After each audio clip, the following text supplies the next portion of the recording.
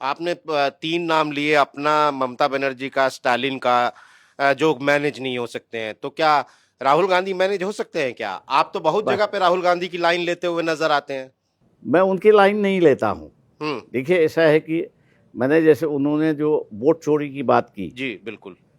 मैंने उससे कहा कि भैया अगर इसको वोट चोरी का कुछ सिद्ध करना है हुँ, तो आपको ये दिखाना होगा कि भैया इतने वोटर्स है इस कॉन्स्टिट्यूंसी में कि जिनको वोट करने का अधिकार था पिछले इलेक्शन में, इस इलेक्शन में नहीं है। हुँ, कई राज्यों में इलेक्शन हुए लेकिन कहीं भी ये दिखाई नहीं हुआ कि भैया लिस्ट काटी गई है।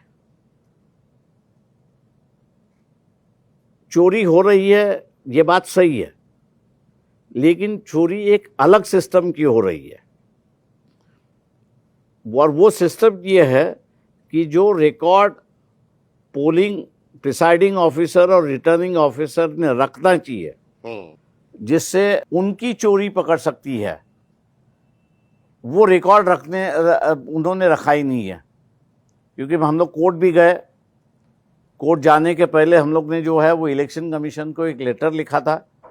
मैं दर्शकों से इतना ही कहूँगा कि आप इलेक्शन कमीशन की वेबसाइट पे जाइए, हुँ, वहाँ पर रिटर्निंग ऑफिसर के लिए एनेक्शन नंबर 54 है और रिटर्निंग पोलिंग प्रिसाइडिंग ऑफिसर के लिए एनेक्शन नंबर 44 है। उस के अंदर उस दिन का पूरा इतिहास है और वो लिखित उनको भेजना होता है। हुँ, जैसे कि महाराष्ट्र में 5 बजे के बाद, क्लोजर के बाद जी, 75 लाख वोट हुए। इसका जब हम लोग ने पूछा तो इलेक्शन कमीशन लिख के हमको देता है कि there is no record. The returning officer and presiding officer ने ये फॉर्म हमको भेजा ही नहीं है। लिख के भेजता है, हम लोग कोर्ट चले जाते हैं। हुँ,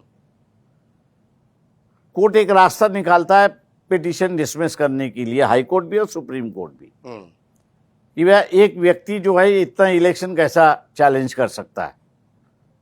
1 person can not challenge the total election, और इसलिए उसको डिसमिस करके दे देते हैं।